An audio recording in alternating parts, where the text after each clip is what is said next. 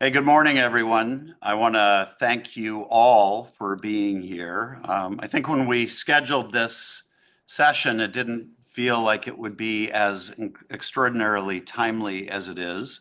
I'm going to say a few words about that, but I want to thank you for spending this time with us today at this webinar.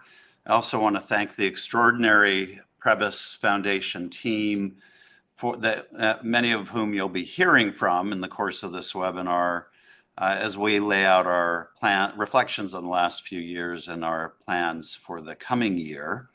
I just will say this at the end, but I want to say it at the beginning as well. I feel really privileged and lucky to get to work with this group of people in this extraordinary town with this extraordinary group of nonprofit organizations who are doing the work that you're all doing. Um, as I thought about what to say this morning, I decided to set aside what I thought I was going to say because I have always promised you that we as an organization will speak from a position of listening. And there is an elephant in the room right now that needs to be acknowledged. So I'm going to speak about that as a way of getting into the larger conversation about our plans. And that, of course, came to a head yesterday with the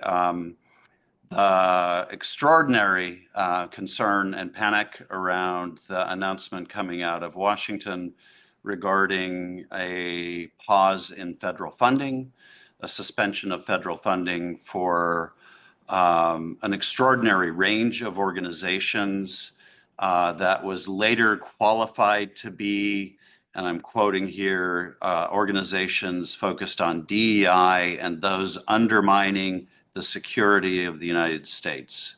An extraordinary explanation of an extraordinary order that was nonetheless vaguer than that language would suggest. And in my conversations with folks across the country, not just here in San Diego, many, many, many nonprofits were caught unawares and left in a place of deep concern. And I think we all share a concern about what this presages for the nonprofit sector. So what I want to start off by doing is acknowledging the level of fear and anxiety and stress and worry that we are hearing from many of you. Now, I know this doesn't apply to everybody. Many of you are focused on other things and do not necessarily depend on federal funding or have different priorities. But I think it's important, since we're sitting here in community, even via webinar, that we acknowledge the anxiety and stress that is being felt. As I reflect on this, what I want to communicate to you is that the values and mission of the Prebys Foundation have not changed.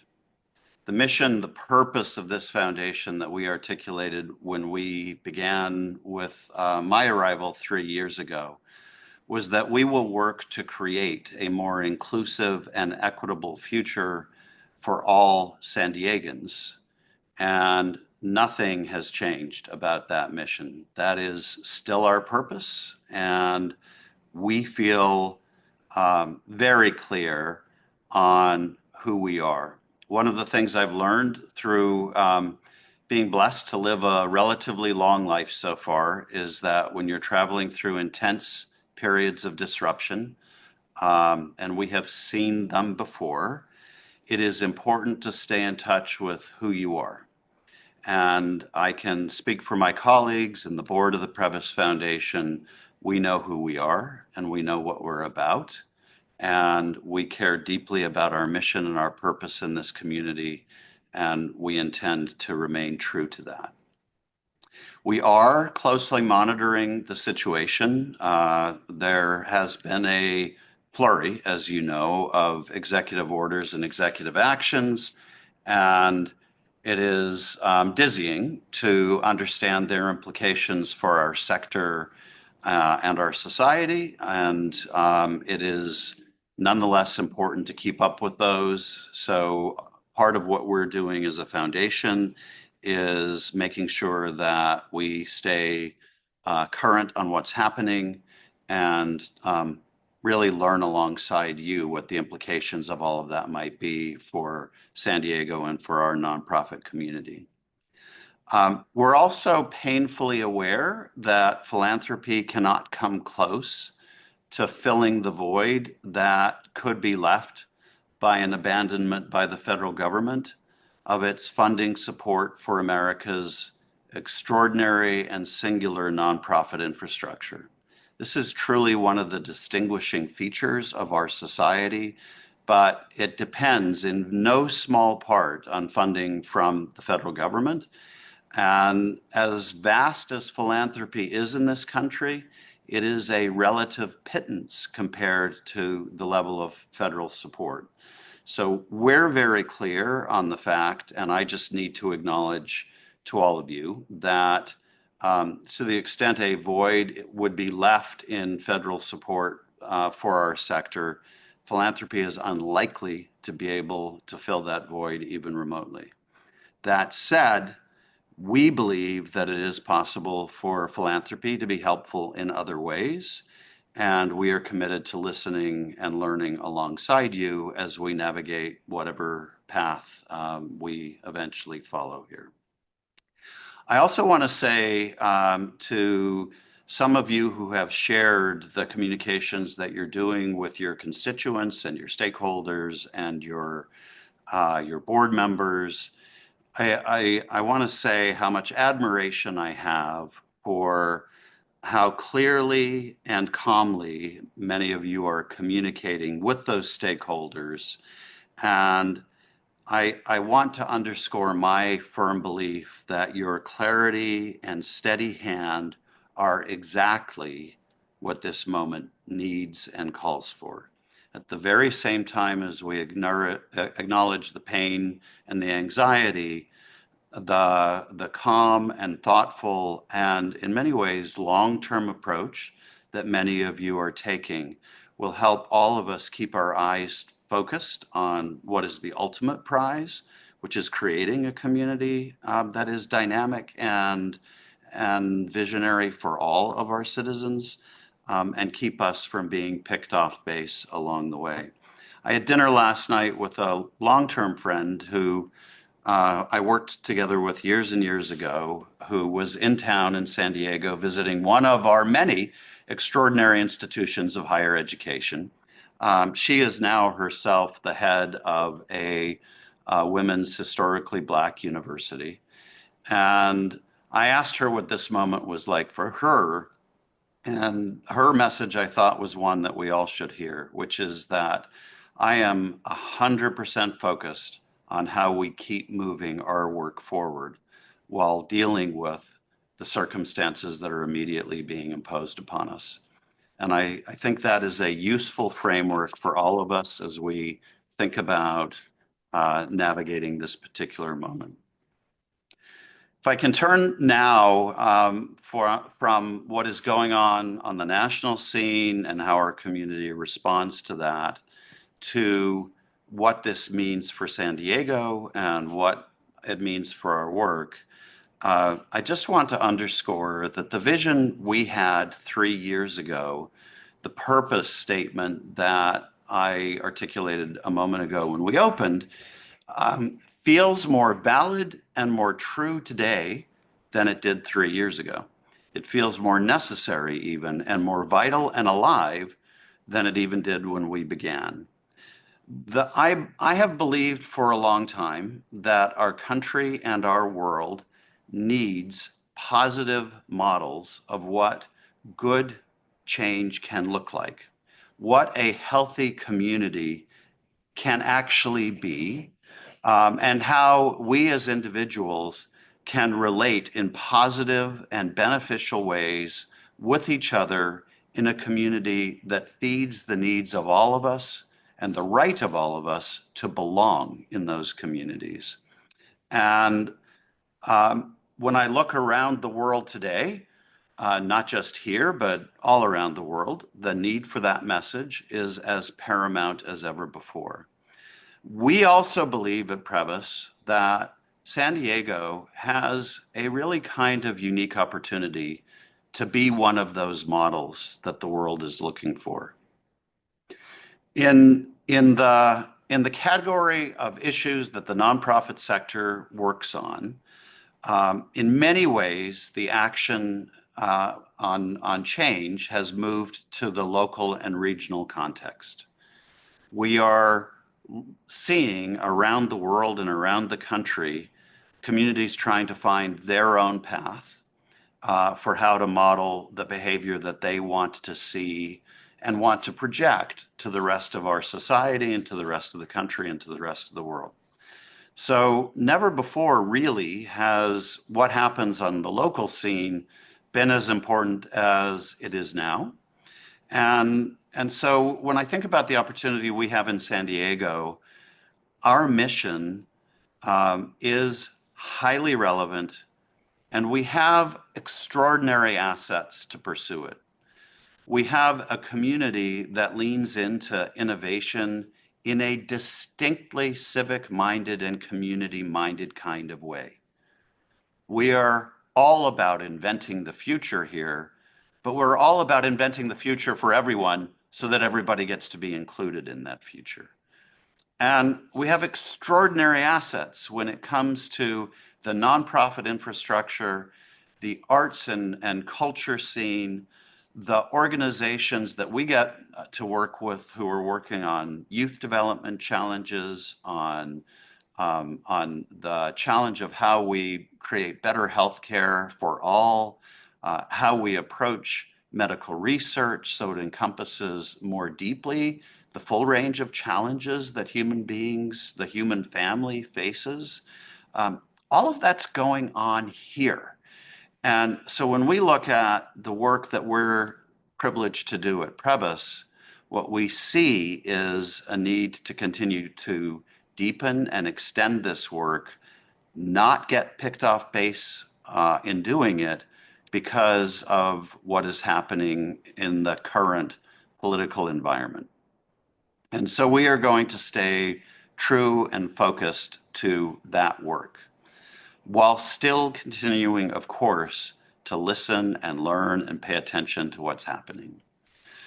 For Prebys, what you have seen over the past 3 years, and we'll see even more in the year ahead, and our team will be talking about this, is that we are not just a foundation that gives away money. And in so many people's minds, that is the picture of what a foundation does. And certainly the giving away of grants is an important part of what we do. But we don't believe that that is the highest and best and full purpose of a foundation, or ultimately what Conrad had in mind, or the value that society should expect from institutions like ours. We believe that the value that they should expect from institutions like ours is that we will be full bore community change organizations that use every single tool at their disposal to transform their communities, not just make them slightly less difficult or slightly less challenging. We want to make them great, and that means using everything that we have at our disposal to contribute to that process. That includes we take on big leadership challenges. So we look for opportunities like we have in the Tijuana River Valley or with the Civic Center project downtown to help San Diego set its heights much higher.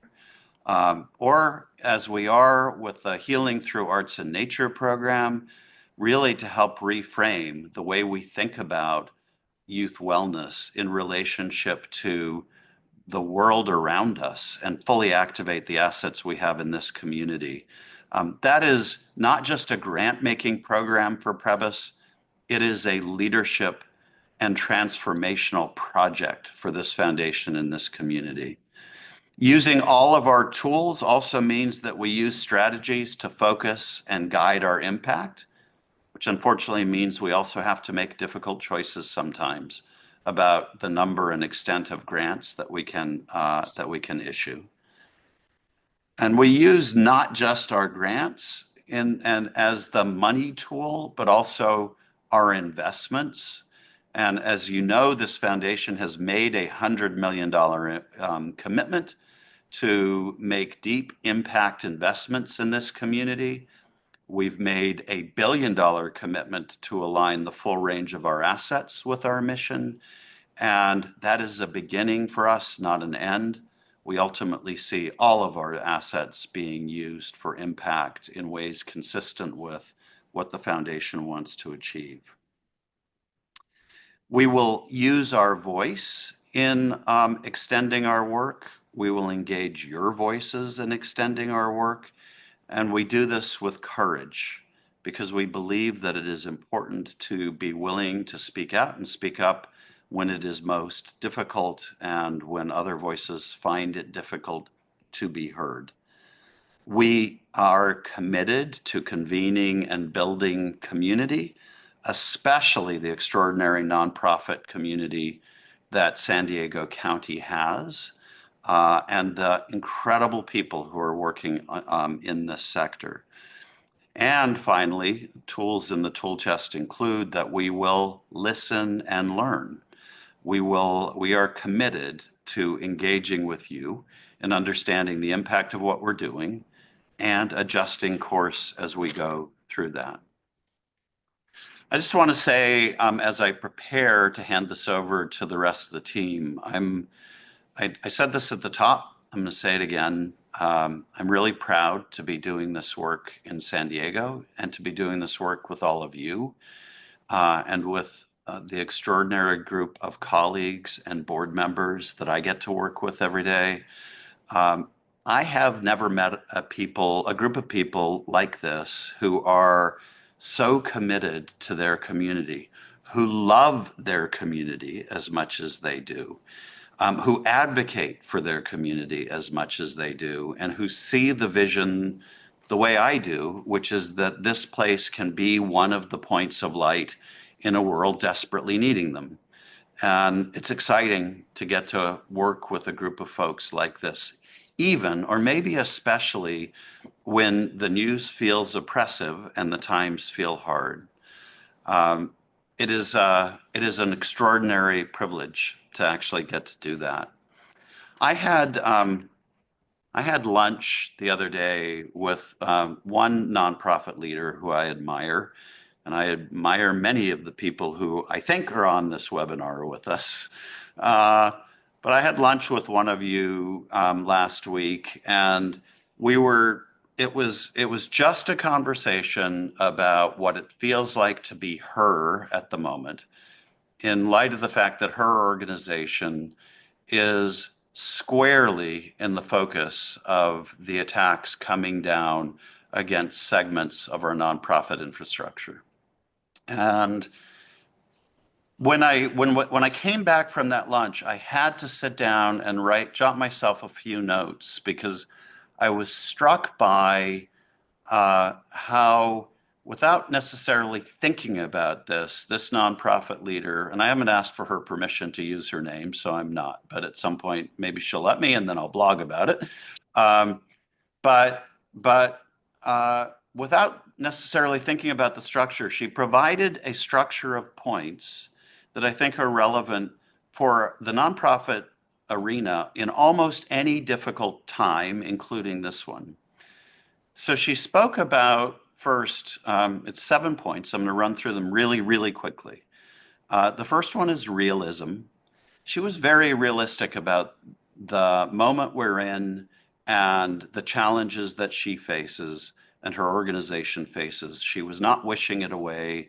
She was not ignoring it. She was getting prepared for what it meant for her organization. So being realistic about that. But the second was courage or defiance. She was deeply in touch with the mission of her organization and what it stood for and why she was in the work. And she was prepared to be courageous in advocating for the people she represents, for the cause she represents, and of course for her organization. There was humility.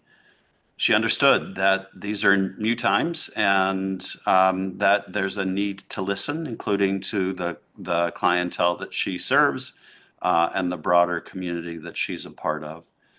There was a deep commitment to reaching out and engaging others, which I summarize as community. So a focus on building community to help sustain her and her work during challenging times.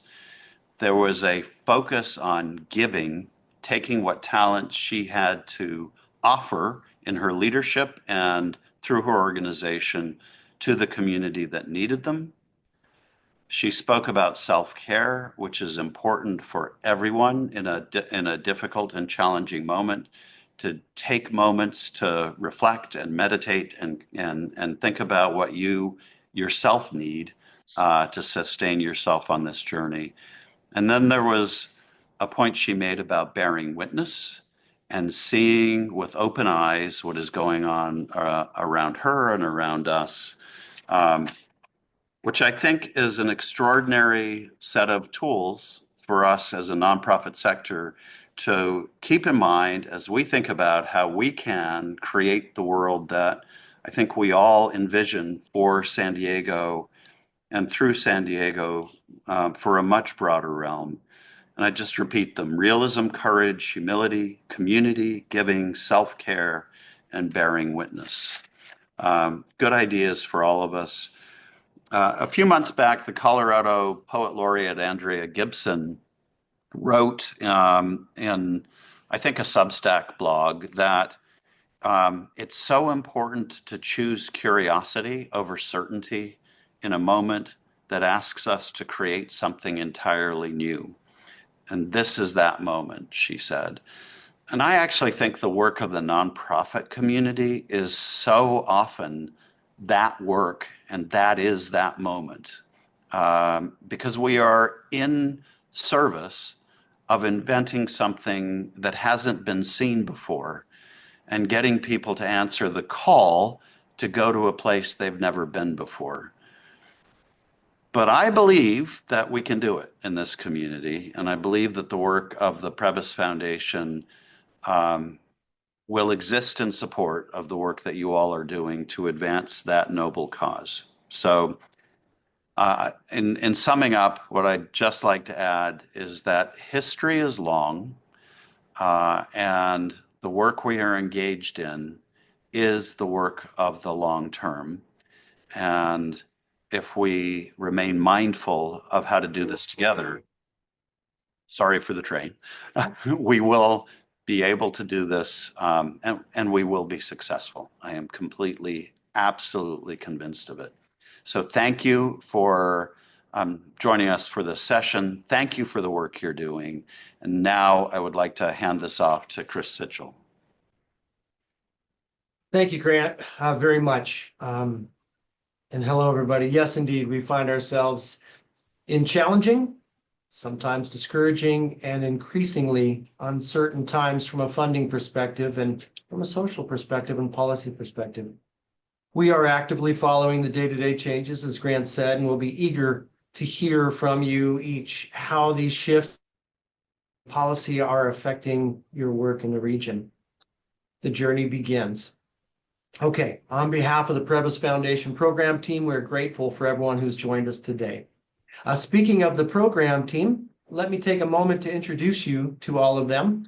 I'm Chris Sitchell, and I have the honor of sharing the duties of leading our program for Emily Young, who you'll hear from in just a moment.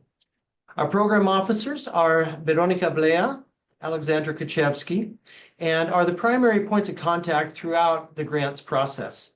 Dr. Novian Yarber is our Senior Learning Officer and works with our team to build program outcome goals and works with grantees to structure learnings in order to measure the effectiveness of our shared efforts. Victor Alcala manages the actual grants processes and payments. Tiffany Thompson is the Executive Administrator for the program team, and she manages all incoming inquiries and can connect you with the appropriate team member. And lastly, meet Tess Koreski, who oversees much of the storytelling of the foundation and our grantees and is focused on helping you increase your visibility when grants are awarded. And thanks to all of you who provided some of your questions to us in advance of the webinar. We'll try to address as many as we can, and we've incorporated some of them into our FAQ section on our website, which we'll walk through a little bit later. But given the number of folks on our call today, which is almost 500, it will not be feasible to answer questions in real time with this many folks, but be sure to enter them in the Q&A and we'll work to incorporate them into the website FAQ section as appropriate. As with all organizations, there are life cycles in development, and Prebys Foundation is no different. Let me take a moment to walk you through where we are on our journey to give you a better feel for why we may seem a bit different than we did a few years ago. In our first phase, which was from 20 through 22, we were just formalizing the foundation structure and hearing from the community through a series of listening sessions. And while we had the general areas of support spelled out in our charter, which are youth success, arts and culture, healthcare, and medical research, we hadn't created specific initiatives around them yet. We considered this phase, especially given the timing of the pandemic, to be a more strategic phase of grant making. In our second phase, and after hearing from many of you and the day-to-day life normalizing after the pandemic, we plan that outlined a number of initiatives around our core program areas and began to add team members and build out our processes around grant making. This was a more making period. That 2-year phase of more strategic grant making, we now enter our third phase, which calls for deepening our relationships with grantees, and as Grant says, strategic partners, community leaders, to increase our impact across our core areas, as well as addressing issues that have long challenged the region in general and the nonprofit sector specifically. In this new phase, you'll see us continue our work around grant areas, but also adding key investments to address issues, as Grant mentioned, such as the Tijuana River Valley contamination,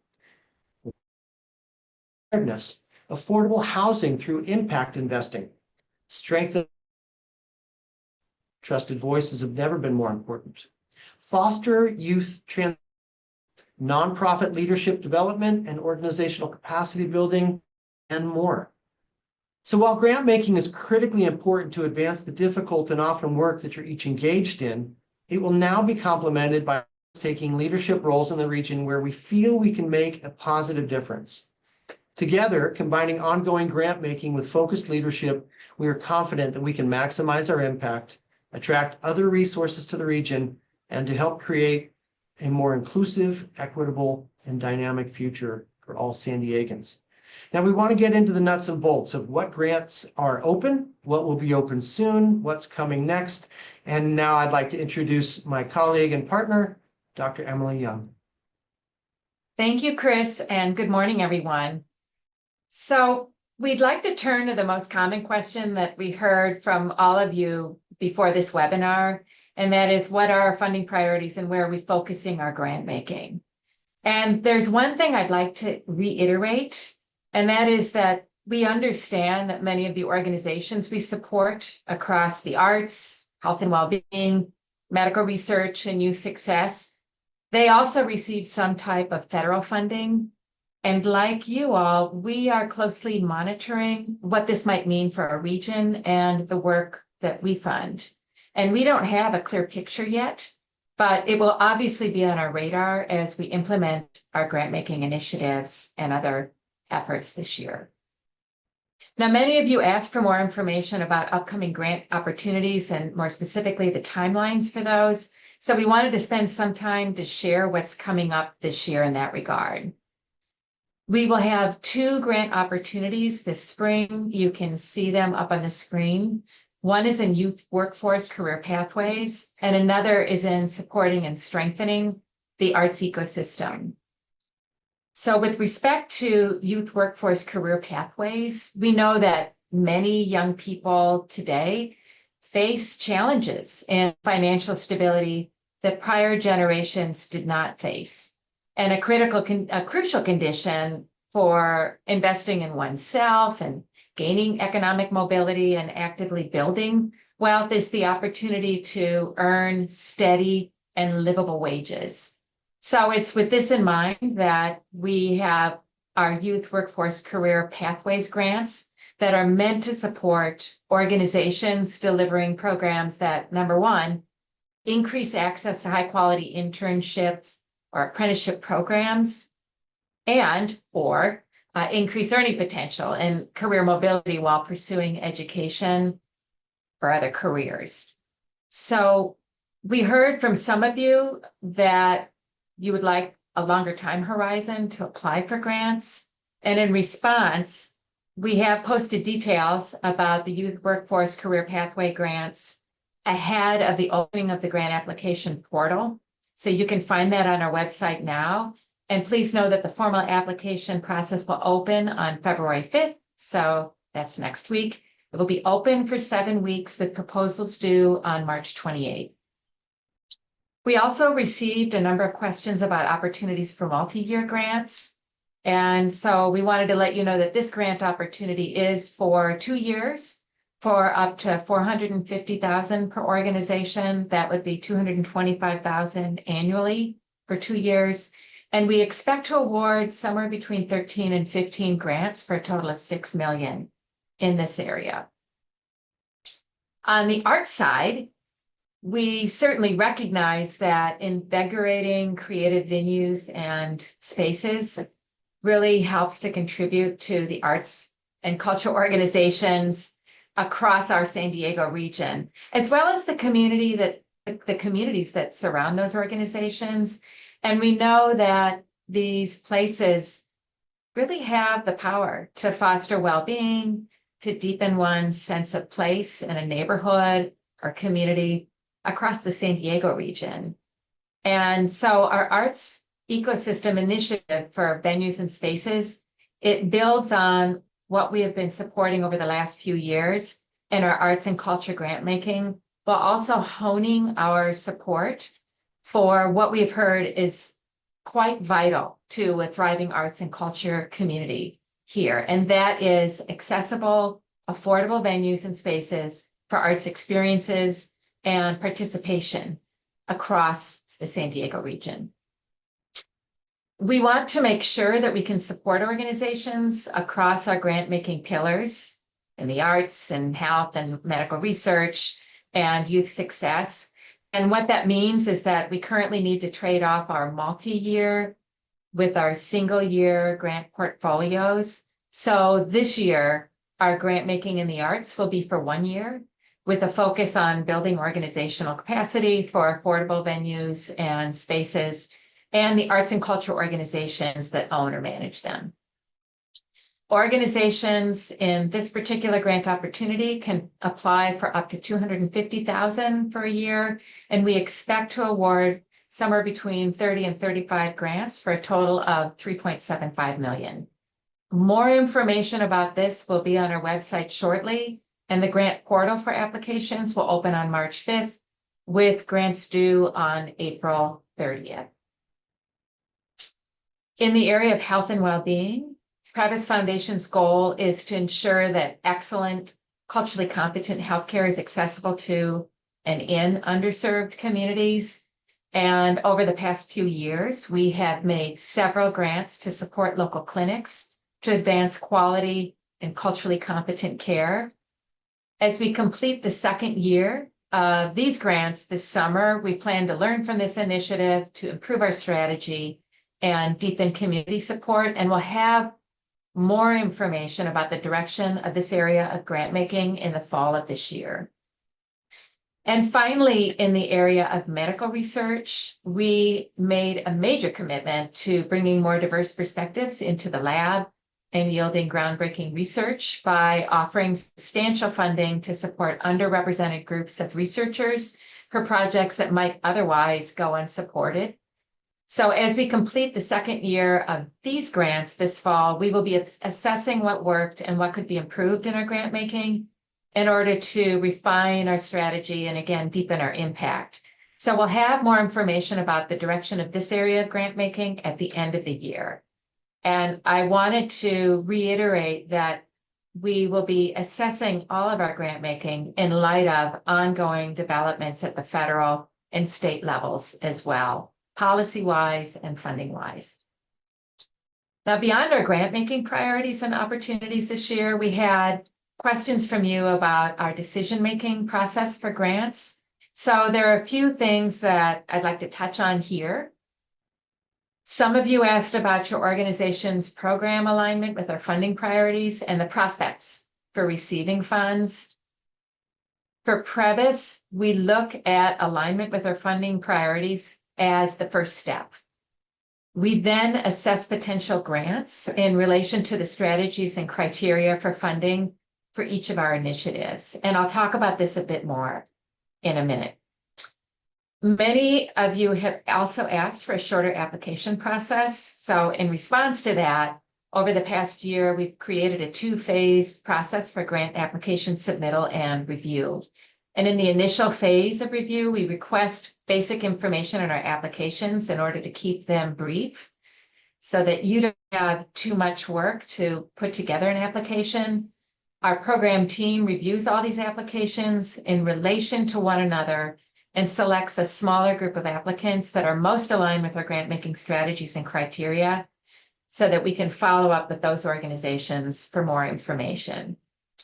And in our follow-up for more information, we're looking at a variety of factors, including how each prospective grantee might complement the others in a portfolio, as well as the geographic distribution of our grants. We want to make sure that we are distributing resources across the San Diego region and urban and rural parts of the county, north, south, east, and west. And we are a large area. We're also looking at the populations who are served and the opportunities among organizations and other entities in the San Diego region, opportunities for collaboration in order to deepen impact and extend the reach of it. Now, just to illustrate what this has looked like in some of our most recent previous grant cycles, approximately 1 in 5 applications that we initially reviewed, 1 in those 5 were moved forward for further consideration. And at that point, we notified all applicants, that is, those that are both moving forward for further consideration and those that we won't be funding at this time. We notify everybody. We then follow up with a smaller pool of applicants. That's what we did last year, to gather more information for our final grant review and recommendations. With this two-phased process, we hope that we're providing all applicants with timely notification of their status, and ultimately that we're helping to reduce the amount of work that people do up front in applying for grants from Prebys Foundation. Now, another thing that we had many questions about was that of organizational eligibility. And of course, I want to underline that organizations must be a 501c3, but we can also support tribal governments and occasionally public schools and public agencies. We also support organizations of all sizes, those that are in urban areas, in rural communities, and all across the San Diego region. We are a place-based funding, so our priority is to support organizations that are serving in and preferably based in San Diego County.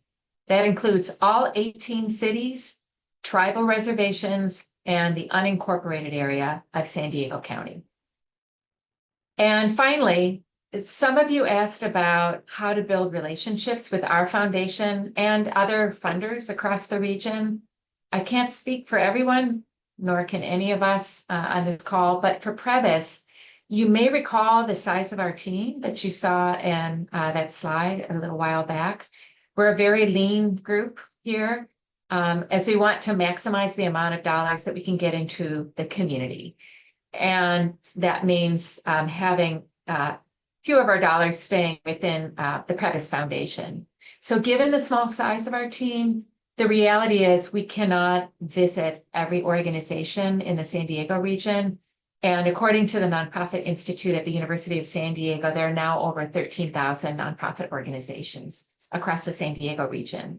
So in light of this reality, we've developed a process for inquiries that our communications team will walk you through. So I'm now going to turn our presentation over to Crystal Page, who is our Director of Communications. communications team. Excited to see so many of you on and many of you engaged with us during the strategic rollout. Just to update you on the comms side of things, we are using communications to strategically support our shared goals with you all. That means you may see stories out in the world, or we may collaborate to help push the vision or share the beautiful work you all are doing because it humanizes it. Whether you were a grantee last year or you are in a future year, that's absolutely part of how we want to partner. So we're lucky enough to have Edgar Ontiveros Medina, who is with us. He's our digital strategist and multimedia designer. Additionally, you'll see Tess Koreski, who is our communications coordinator. Tess coordinates both the newsletter and the podcast, and she's the liaison for grantees. Edgar is dreaming up our brand and working to do our People Day Santiago series and other things like that. So with that, I'll hand it over to the team, but please know we're always here to support, help, and connect with you and be thought partners. Hello, everyone. This is Edgar. I'm happy to see you all today here. We have a wonderful group, and I am going to show you our new website. We are very happy to share this with you all, as well as where you can find resources that we hope will be helpful for you as we continue to do this work together. So first, I wanted to show you all our homepage. And to answer one of the questions that already popped up, we will be sharing the webinar and we will be sharing the slide deck. So look forward to seeing that right on the homepage, which if you scroll a little bit down, you see we will always highlight the latest and greatest. So right now we have the information about healing through the arts and nature on our homepage, but you will shortly be seeing our webinar there. From here, you can actually go straight to our grants. You'll see the latest story. If you scroll a little bit further down from the homepage, you can see a feed here of our stories, features. We hope that you will see yourself reflected on our website. You will see a lot of the positivity and joy, of building a better community here in San Diego as we work together. That is our homepage. You will also be able to see the latest in our podcast episodes. And so again, homepage, we want to make it as easy as possible for you to just go to prebysfdn.org and get the most useful information at the top. The next section that I want to show you here is the Meet Prebys landing page. So if you go to Meet Prebys and you click on Overview, this is where you will get a lot of information about who we are and what we do. And the main thing I want to highlight on this section is our frequently asked questions. So as mentioned before, we have over 400 participants, which we are very excited to welcome you all. However, it is going to be logistically impossible to answer all your questions, but we will take the questions and feedback you give us to update our frequently asked questions. So here you will see things about, do we do sponsorships? How do we select grantees? Do we provide feedback, etc.? This is a compilation of frequently asked questions that we've gathered through feedback from you all, community meetings, etc. The other page I want to show you all is our team page. So if you scroll to our team here, as a reminder, you'll be able to see who we are. You'll be able to read our bios, and we have a handy tool at the top where you can filter by department. So for example, if you need a reminder about who is in our program team, you will be able to get these lovely faces here to remind you who your partners are in the program team. And an important next page I want to show you all is our grant making. So we do have some questions about our grant initiatives, grant opportunities, upcoming dates. So this is where you want to go if you want to learn about our grant making. We have 3 sections. So we have open grant opportunities. So if you scroll down, these are going to be highlighted in green. We don't have any open currently, but in yellow are upcoming grant opportunities. So as mentioned here, we have arts at the top. We have our youth workforce. There's already information there for you. And once the application is open, we will add the link there so that you can apply. And if you scroll further down, you will see past grant opportunities and a friendly reminder to sign up for our newsletter, because that is where we often provide information even before it goes up on our website. So if you scroll again a little bit further down, you see past grant opportunities. If you want to see what we funded before, you can come here. We want to make it as clear as possible that these are now closed. And besides the grant opportunities, the other thing we want to show you here is how to connect with us. There are two main ways to connect with us online. One of them is our newsletter. It is a bi-weekly newsletter that my awesome colleague Tess puts together with the latest and greatest, most useful information. Please subscribe here to hear from us. And then the other function we have is our contact us form. So we highly encourage if you checked out our website, checked out the FAQ, and you still have questions for us, want to get in touch with us, please fill out this form. We carefully created it to be able to give us information about the type of organization you work with, the urgency, and other information that is going to be helpful for Tiffany on our program team to be able to figure out who to best connect you with, how to best answer your questions. Again, just a reminder to reiterate, we will be sharing this webinar. Thank you for those of you that flagged that we were having some technical difficulties. We're all using up our Ethernet and internet resources, so we will make sure that those slides are clear and accessible to you all to be able to refer to. So that is a quick overview of our website. We will be doing a lot of storytelling. We don't have enough time to share that, but definitely check out our stories, blogs highlighting the work that we do together, the work that you all do to make San Diego County a better community for everyone. And with that, I'm going to pass it back to Chris to close us off. Thank you so much. Thank you, Edgar, and comms team. On behalf of the entire Prebys team, we thank each of you for your time today, for your tireless dedication to the community, and for your partnership in helping make our region a great place to live, work, and thrive for everybody. We will navigate these uncertain times in partnership with you. We hope that we've been able to answer as many of your questions as possible, and we look forward to the year ahead working in partnership with you. Thank you for your time and your dedication. On behalf of all of us at the Prebys Foundation, be well.